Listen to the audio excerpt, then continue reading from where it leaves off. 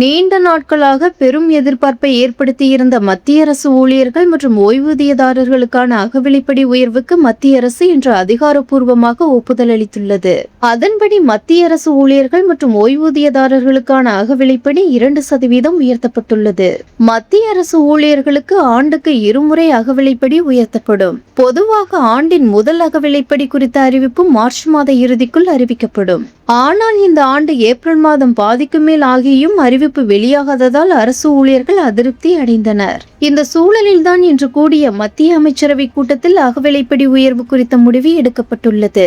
அதன்படி 2% அகவிலைப்படி உயர்வுக்கு ஒப்புதல் அளிக்கப்பட்டுள்ளது.